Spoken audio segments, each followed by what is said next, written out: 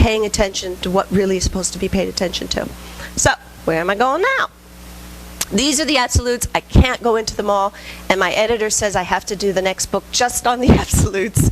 But from those circles in the diagram, I wrote what I understand to be those 10. From the very bottom, who we are at the very beginning, 1, to when we reach that ability to be that leader, that Messiah, and make a change, is 10. And what's funny is in the teachings, they close up.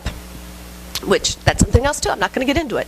But anyway, the reason I'm putting them up now is because when I got to country, I realized it's not just that it seems like it matches, they really are an exact match to our Founding Fathers' documents.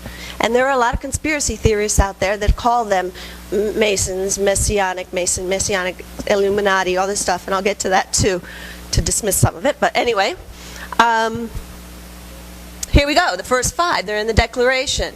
All men are created equal, that's 1 and 2. All life reflects the light, we all have equal power.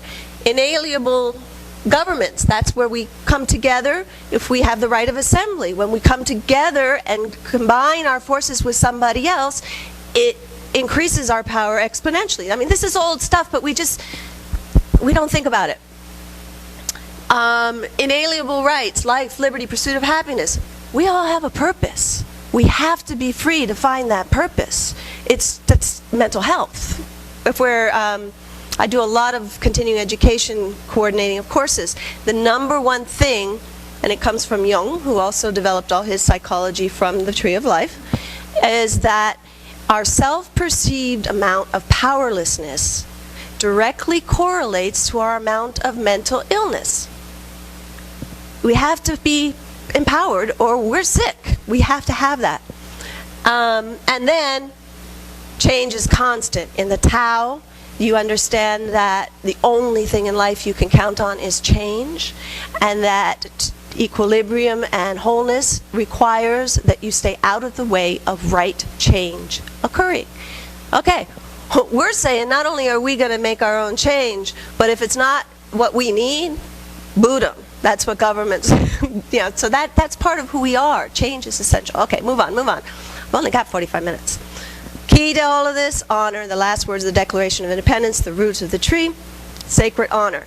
And I was at the hairdresser who's supposed to be here today, Patty Rise and Flew, but next to her is Nan, and her husband was in the chair this week next to me, and we were talking about the title, Choosing Honor. It's like, well, what is honor? And I say it's standing for the good of all in the face of the forces that are out of our control. It usually requires fearlessness because we have no control, but making a choice for the good of everybody when you have no control, not going for self, but going for all. And he said, Ann's husband just goes, and I was like, yeah, money, the world. What's in the way? It's the money. And that's really what I'm saying in the book too, the way money works.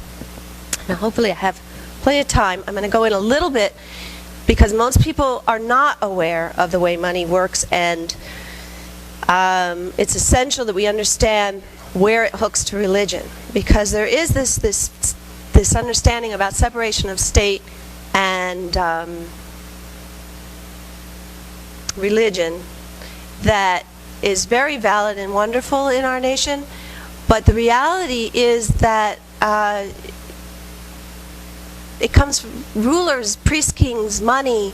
It's religious based first. And usury was an act of war. It was the Hebrew Judaist teaching in the Old Testament was that you never lend money for interest or to gain money from money to your own.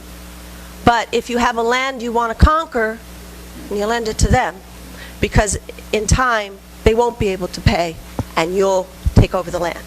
Okay? Usury is an act of war.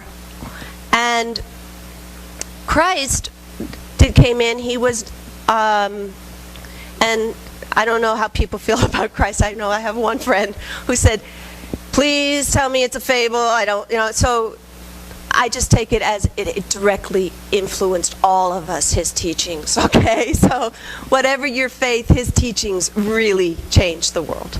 And he came in on these usury law loopholes and you'll hear the story of his overturning the money-changing tables. Because in the temple, there was a corner of the market on shekels. Shekels were the only coin in the realm that didn't have a picture of an emperor on it. And the emperor believed he was a god. Well, the Jewish people, the Hebrews, could not buy offerings in the temple with a coin that had a picture of an idol on it. They had to use shekels. So non-chosen people, non-Hebrews, had shekels for exchange, who then, and a corner on the market, a huge markup on exchange, and then they would go with a deal with, and those shekels would buy the doves or whatever was going to be, killed or offered to God. And it was a loophole. It was an inside trading thing going on at the temple. He threw them all out and said, "Not my God, there are no others. We're all God's children. No others. The usury law has to apply to everybody. You can't play games with money and think you're okay. You're still screwing the people coming to the temple." Essentially, he's just saying, "No way, you can't do that." So, but then it didn't end, because then, okay, Christian society, centuries, we're going up centuries now. Kings were sanctioned by the Pope, and no usury law. So what do? When the economy's dragging, you invite the Hebrew nation into your country, have them fix the economy, then when you owe them a lot of money, throw them out, kill them. That's the Jewish history. That's the history that's gone on for until about the 1100s, when the Pope was convinced by the originators of capitalism, the Knights of Templar, and they convinced him, our standard of living is so much better when we allow a little bit of this. We need to allow it. And so they changed the doctrine of Christianity. At this point, that's all there was for Christianity, the Roman Catholic Church, to include usury. It's okay, it's good for the standard of living, and that's why we have purgatory. If you participate in usury, then, well, you'll do a little time in purgatory. So this is old stuff, but it's what's behind all the workings. And from there, we had people who were the goldsmiths, who then would hold people's gold, because how much gold can you carry around? So you'd have it over at the goldsmith shop, and they would make these notes of intent, and that was your money. You go around and say, "Well, I have this much gold," and you take it to the goldsmith shop. Well, the goldsmiths realized that nobody ever cashes in all their gold at once, so they would put out a little more notes than they really had the gold for, make some money. No one was ever the wiser. And they also learned that if they started retracting the amount of notes that were out there, you could actually have a lot of people start losing what they own and buy it cheap. Okay? So it started as a scam, became what we now know as fractional reserve banking. That is our banking system. The money, only now it's even more evolved, and we have the debt-based banking system, where, for example, your house, or my house used to be bought for $290,000, and on the paper, though, it was worth about $700,000 after all that was paid for. So once we sign those papers, the bank can then go and say, "I have an asset of $700,000," and start loaning out on that $700,000. Yeah! So that's how money's created. It's a wonderful pyramid scheme. But it's destined, this usury pattern is destined to always collapse, because it's always based on nothing.